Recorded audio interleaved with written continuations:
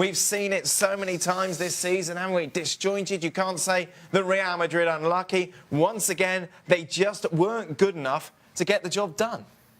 And at times outplayed by Celta de Vigo. And we shouldn't be surprised now, because we keep coming and turning and saying, okay, this team is going to turn it around. This team is going to get it right. They're too good to not be getting the points. But it just feels like there are too many individual performances that are below par throughout the team. Yep. It's not just one or two guys. It's easy to point at Cristiano Ronaldo because, well, he attracts a lot of attention. And he's not playing well. He was poor today. Yes, he was poor. But across the board, you have a team that has difficulties. You go up against Celta de Vigo 2-1 after you give up that initial goal. But fine, there's a reaction. So you say, okay, well, now is where Real Madrid just kicks on. This is when Real Madrid takes over. And it was Celta de Vigo that was creating the chances. Real Madrid are finding answers or trying to find answers on each other, and everybody has questions on that team. Yeah. So when one guy turns to Ronaldo and says, are you going to resolve this? Well, he doesn't have the answers. Is Bale going to resolve this? He doesn't have the answer. Neither does Modric, neither does Cruz. Across the board, it's a team that is searching, and there are no answers to be found. It's not a team. No. It's a bunch of individuals. But it was a team 6 months ago. Well, unfortunately, it's very easy to lose that cohesion than it is to get it. And right now, there is absolutely no cohesion in that side.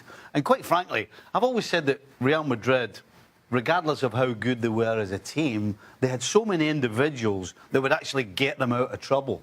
Well, now they're getting themselves a point. They're not getting 3 points anymore. Bale's 2 goals, as well as they were taken, gets them a point. Gone are the days when somebody's coming up with something to win them games. And this is no surprise. Ali was absolutely spot on when he said, this team just has lost it. This team, it's not a surprise anymore. And the biggest culprit for me has to be the biggest name. You can't go and accept the Ballon d'Or and then perform the way he's performing, because the guy that picked the Ballon d'Or up is not the same guy who's stepping on the field for Real Madrid right now. So it wasn't a good weekend for Barcelona because, of course, they won. Real Madrid lost. It was a great weekend for Barcelona because they finally got their man, Philippe Coutinho, 160 million euros, almost $200 million. They finally got it done. This after, Stevie, you telling us on Friday there was no way it was going to happen. No, those weren't quite the words I used. just a little tweak to them. I said it didn't make any sense for Liverpool to do it now, and I was shocked when it went through. What does this mean, big picture, for Liverpool? It means they have funds to go and strengthen. Listen, to lose one of your best players, if not your best player, is always a blow. And it certainly doesn't help Liverpool in the chase for the top 4. It means that the likes of Lallana and Mane have to step up now. That is, of course, if they don't go and get anybody. Sure. But, listen, it means they have money. Again, we're asking a question of the owners. You know, I asked the question the first time they knocked back the Coutinho bid to show some intent, and they did. Well, now they've got to show some more intent by going and spending that money. And spending it wisely. We'll talk about how maybe they can spend that money in a moment, but let's focus on what this means for Barcelona. The theory seems to be in Catalonia that Coutinho will eventually replace Iniesta. Can he fill those boots? Well, I don't think anybody can fill the shoes of Andrés Iniesta. Let's not forget how special of a talent and a player Iniesta has been, and when he and Xavi were playing together, what that did for that team. It changed the way that the game was played. It changed the ability of Barcelona to hold on to the ball in the way that they did. By the way, how big is that smile? He's all right. Oh, look at his teeth. He's really stressed out about the Liverpool fans, let me tell you. But in terms of what Barcelona does, is you're setting yourself for the future. Because as great as Iniesta has been, it's coming to the point to where Iniesta no longer plays a 90-minute game. Sure. It rarely does he play a 90-minute game. In fact, after 60 minutes, it feels like it's automatic that he's coming off. Coutinho is a different player than Iniesta, though. So it's not a straight swap. What I would do is that if I'm André Gomez and I'm his agent, you start searching somewhere else because you're not sticking around. Poor André Gomez. Yeah, I know you're not concerned about André Gomez. Nobody is. Worth the money, Shaq, or is that irrelevant? It's totally irrelevant at this point. And it's all about Barcelona and how they plan for the future at this point. Now, talking about replacements, I never feel that works out quite well. Cesc Fabregas was brought in as a Xavi replacement. But what Barcelona do have in Lionel Messi is a player that, never mind straight replacements, you can find a way and figure things out. You can change the way you play. You can get personnel to fit in. Easier said than done. I don't see Barcelona missing a step, but at the same time, I don't see Coutinho as a replacement for Iniesta. But what it does for Barcelona, though, is not only does it give you depth, but it does allow, okay, if Iniesta cannot give us 90 minutes, we save him for Champions League. And now Coutinho comes in and plays La Liga games. It's not a drop-off. It's not a bad option. I mean, it's not. Second most expensive player in the world Hey, to come by the off way, the Coutinho, bench. want to come and play a couple of minutes here? I mean, come on now. OK, let's play fantasy time, shall we? With Stevie Nicol, we asked you for your top 3 targets in which to spend all that cash. And who did you go for? To be honest, I really... The Lamar one, I'm not 100%. The reason I threw Lamar in here is because when Coutinho was signed, there was big question marks whether he actually could reach the stage he's at now. That's why he's there. The other two, I think, are no-brainers. Liverpool need a goalkeeper. This kid, no question, I don't know how many years it'll be, will one day be the best goalkeeper in the world. Try and go and get him right now, and then you've got a class goalie for the next 10 years. And listen, proper goalkeepers will save you between 10 and 15 points a season. Right. That's what Liverpool are missing right now with Mignolet. And Riyad Mahrez, listen, I'm going to go stato on you. His actual stats over the last 3 seasons are just as good as Coutinho's. Now, he's not as good a player as Coutinho, but the guy's a proven Premier League player who's a little bit special at times. So, listen, if you can get Mahrez, if you can get Donnarumma, then I think that makes Liverpool better. It's a real sparkle in his eye. Should we bring in Gab to completely rain on your parade? Yep, go ahead. Right, Gab Marcotti with us. Gab, any chance of any of those targets from Steve Nicol proving true over the next couple of weeks? Before I answer that, there's an important Coutinho point y'all have missed. When you talked about that big smile on his face, Philippe Coutinho, and it's reported in the papers on Monday here in England, gave up something like £11.5 million, that's in excess of, or close to $15 million of his own money to go and make this deal happen. So that's how badly he wanted to get out of town. That's how badly he wanted this deal to happen. And I think at that stage, that's really what put it over the edge. I don't know of too many other cases where professional footballers have dipped into their own pockets to go and facilitate a move to this extent with this much money in play. So Coutinho hated Liverpool. We know that, right? So what about Stevie's targets? No, but I was just going to say, like, it is really clever. In the end, it was a really clever move for Liverpool to get this fee. I don't think we can ignore that. Now, as for Stevie's targets there, Thomas Lemar, I don't think anybody's really excited to sign him. I think a lot of that is purely creation. Liverpool say they're not moving for him. Donnarumma would be really, really difficult at this stage, and would mean for Liverpool dealing with Mino Raiola all over again. I don't know that they want to open that Pandora's box. Mahrez has been mentioned, but then Liverpool have knocked that one back. Mahrez's entourage also knocking that one back. I think right now what Liverpool would like to do is try to bring Naby Keita in early. Of course, they've signed him for next summer. And remember, we're talking as if Liverpool are sitting on an enormous amount of money, but they also just spent £75 million on Virgil van Dijk, and they've committed £58 million to Naby Keita for the summer. So there's a lot of that money that's already tied up. It's not like they're sitting on some kind of enormous war chest that they now need to go out and spend. So my guess is they'll move hard for Keita in January. I don't know if they can persuade Leipzig to let him go. Arsene Wenger over the last couple of seasons has very much hung his hat on success in the FA Cup. Well, they won't be winning it this year. Out in the third round, not very good. It was obviously a reserve team looking ahead to the clash against Chelsea, but it's still a defeat. It's still out of the cup. As you said, this is his go-to to keep everybody happy. That's gone. And we saw, again, when you make so many changes, there's no cohesion, there's no partnerships, there's nothing. You're just relying on an individual to do something. And quite frankly, he's completely and utterly underestimated Nottingham Yeah. Forest as well. You throw all that together, that's what you get. A rotten performance and a deserved loss. They thoroughly deserve the win. Obviously, we won't be at the end of the season looking at Arsenal and criticising them or trying to analyse them because of their lack of FA Cup success, but it doesn't help, does it? No, it doesn't. But at the same time, for all their recent success in the FA Cup, it's not kind of eased some of the pressures under Arsene Wenger. So he makes changes. And you look at this Arsenal side, look at the team he put out, despite all the changes. On paper, it's a team good enough to beat a team sitting mid-table in the Championship with one win in their last 8. I think the players have to take the responsibility here. It was absolutely dire. And rightly, we continue to question Arsenal's strength and depth. To be fair, Shaka, Per Mertesacker, this guy's got a World Cup winner's medal. This guy in his prime was a fantastic central defender.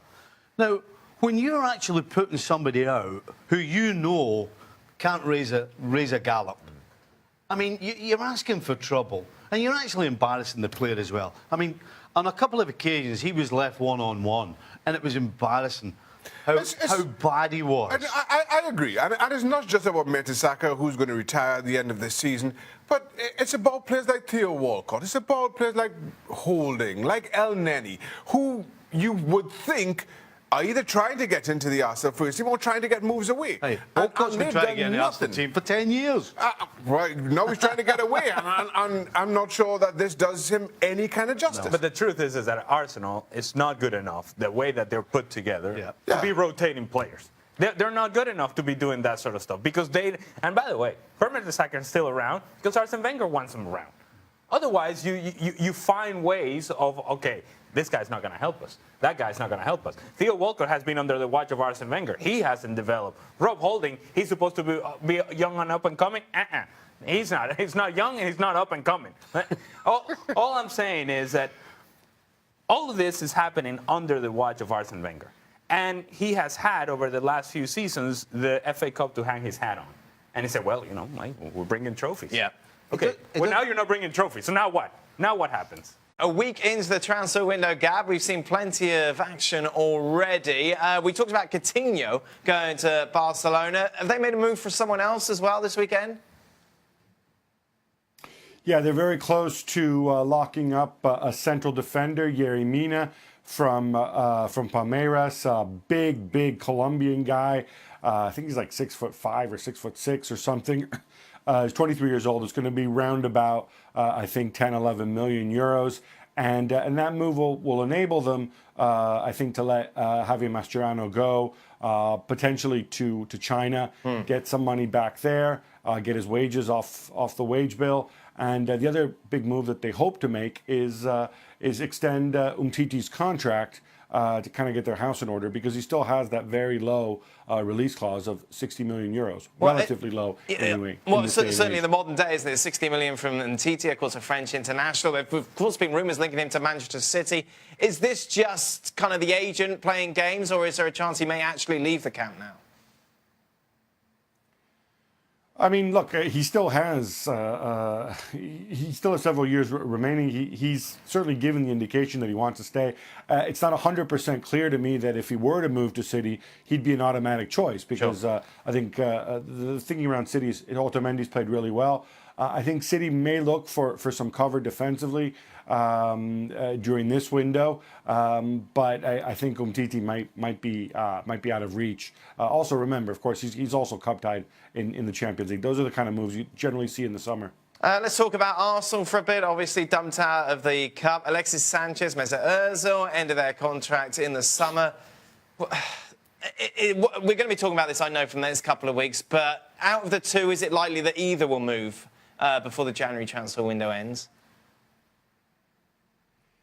If I had to guess, I would certainly lean towards Alexis Sanchez moving. Certainly, I think it's an open secret that Manchester City were very interested in him, and especially now, maybe with Gabriel Jesus's injury, the thinking is he might come on board. But then again, if you're City, you might also say, look, I'm running away with the Premier League anyway.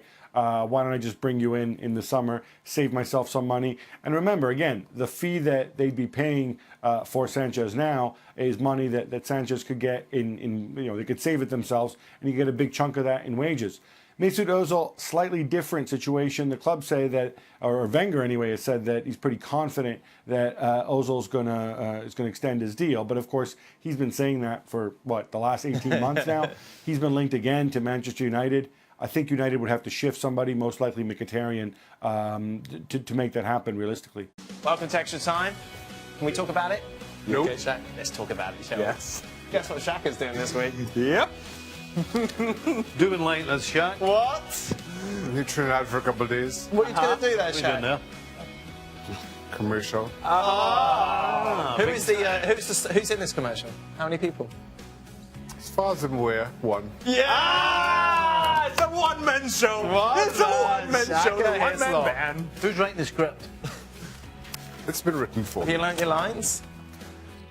Not yet. And it's for an alcoholic beverage, yes? Correct. Yes. Well, you're the correct man for that. I'm not sure what that's supposed to mean. I'm not sure what that's supposed to mean, Alejandro. Is Gab with us? Gab, do you want to chip Yes, in? let's go to Gab, Do you want to go please. to Gab? Let's just go to Gab. Right. Uh-oh. Shaka, it's not in. I was under the impression that it was going to be some sort of ensemble ad with other celebrity Trinidadians. No, it's Perhaps just... Rihanna, Frankie Fredericks. They're not Trinidadians, Gabriele. Rihanna's from Oh, I'm Barbados. sorry. Oh, my bad. That's a Bolton. That's a Bolton. Yes. He's from Trinidad. But he's not welcome in this commercial. What about Brian Next Lara? week. Was he not He's available? next week. Yeah. He was last week. Really? I don't know. Hello, Brian. That's too much. Let's go Shaka. I'm the chief popular. Stevie. Oh, no, there's a lot of Liverpool questions. Let's not start with Stevie. Let's go to Gav. Should Real Madrid start benching CR7 for terrible performances like they're doing with Benzema? No, because he would then get really, really upset and get a chip on his shoulder. And yes, his performances haven't been good, but he's just one of many, I think, who's part of the problem. I think what's coming to the fore here is that in some ways it's not great that Gareth Bale's back because it's really, really difficult to find the right balance if you've got Bale and Cristiano in your team and having balance off the ball. And that's something that Zidane needs to rediscover now that Bale is fit again. Okay, fair point, but they haven't been good with or without Bale. When Bale was gone, they weren't good. Yeah. Bale comes back, he scores a couple of goals, but still they have issues in the back. The issues You're for going to Real. think of just sell Ronaldo somewhere. Just get rid of him. Well, they should have done that. Stop it! It's Ronaldo you're talking about. What, He Gary? won the Ballon d'Or. Have some respect. He has 5 Ballon d'Ors. Oh, my Nobody God. has more Ballon d'Ors than Ronaldo. Stop it. So what? He's done. Not yet. By the way, how did you say that you were going to sell him? Just get rid of him. Just like that. You know. Drive him out to the forest, put a mirror out there, and then he'll just be happy. Whoa, whoa! And you're the Real Madrid fan. It's enough now. Does Coutinho's sale liquefy Liverpool's position in the top 4, or does it vaporise? If I knew what you were talking about, I would answer. So you said about solidifying, Stephen. Aye, I With the- used that word, yes. So what does now the Other states have sale of matter. Well, that's Coutinho? certainly What, here we are, dead rocket set. scientists. With the signing of Van Dijk, along with having Coutinho there, for me it definitely solidified the top 4 So what happens now? Well, it's Liquefy, really vaporise? knocked a dent in that. Big dent. How big a dent? Big. Really? Enough to liquefy. Really? Enough to liquefy or vaporize. I don't know what other than mean. So on the balance of things, if VVD is as good as we hope, are Liverpool a hint better, even with a loss of Coutinho? How can that be? One's a forward and one's a defender. Yeah, but Lawrence is They're suggesting... definitely better defensively, but they're weaker going forward. But, so in the overall picture... Is that this is the Let's overall put it a picture? different way, right? There was certainly more need for a defender. They have other options going forward. Not as good as Coutinho, but they have other options. You know, Mane, So are Liverpool... Oh, Lallana, Stevie, why are you they'll have to complicating be this? better. Are Liverpool better now, or were they better... How can they be better when they've lost Coutinho? Right, that's How's it, that that's it, that's the possible? answer. Just say that then. I did. They're worse. You did. So you said they'd finish second before. Where are they going to finish I now? didn't say they'd finish second at all. Stevie's getting angry now, Steve. I did say Stevie's that. getting ready, Stevie. Dan's I thought you were going to call him a little man. Dan does. Stop telling me that, you little man. I You're never a little said man. You're a little man. second. For asking me that question. Right. Easy, Stevie. Gab, are you guys watching the NFL playoffs? Just out of curiosity, Gab, of course, is well, you're a big Rams fan, Gab. Still? Yeah, exactly. Yeah, the Rams. No, I'm not. You know, I'm not a Rams fan. But you know what? This is fun. My team's not playing in the playoffs this weekend because we don't need to go through those silly wild card games. We're playing next week against the Atlanta Falcons. In fact. Oh. So Rams there. Falcons And next by week? the way, we yeah, exactly. No, the Philadelphia Eagles are also being entirely disrespected that because of the unfair injury to Carson Wentz, we're not even, despite the fact that we're at home, we're playing the freaking Atlanta Falcons. We're not even favorites. We're not favorites at home. It's been years since that happened. Why is it- Very why- upsetting. Hey, hold on a minute. What's an unfair injury? What's that? Yeah, that's what I was going to ask. What's an unfair, What's an unfair injury? Never heard of that. Well, he hurt his ACL when we really needed him. There were only it was like week 15 of the season. It's not fair. No, I'm sorry. It's not fair when your best guy gets hurt when you've been waiting for years. It's just not fair. Is Gab about to cry? I think Gab's about to cry. He's looking a bit. He's emotional. upset. I'm not. And how are the I'm Cowboys? perfectly level-headed. We are enjoying our vacation. Oh, what happened to the Cowboys? I thought they were like, a big team. Didn't quite happen this year. Oh, dear. The Ezekiel Elliott suspension really hit us hard. That was unfair. That wasn't wasn't fair. That was That was Oh, good. We're not going down this road again. suspension. That was an unfair suspension. None of that unfair injury rubbish. Yeah. Yeah, I don't think we'll talk about that anymore. Patriots. They'll be cruising as usual. They'll win it, no problem. Hey, there was controversy this week. Hey, Oh, the article. never back against them. Never back in. And Never back again. Shaka Redskins? Yeah. Oh, yeah, they're on vacation with us. Where are they? They're going to turn out to We're going Vegas to turn out and to film a commercial. Yeah. Oh, are they? No. They were called as well. They're on the list. Brian Lara, Redskins. Kenwyne Jones, no. That's it, we're done. Is that it? Yeah. Shaka's back tomorrow for his final show before he goes off and shoots his commercial. Can we see if Gab's calmed down yet? Can we get Gab Ever back since on the Gab screen? come back from skiing, I'm telling you. Can you do your skiing impression? no, Tom? yeah, You- yeah. you- I you thought do you were Gab, great go on. skiing. Do Gab skiing. Hey, there it is. It's a canoe, isn't it? He's skiing down the river. I've just noticed Shaka's socks, by the way. Look at that. Look at them babies. Oh, look at that. Hey, spending some of that commercial money already. It's big time. We're on a bit later tomorrow. We're with Is you it at catch your hand, or are midnight. you going to have to key something to the tax man? Right, keep going. Midnight Eastern ESPN News.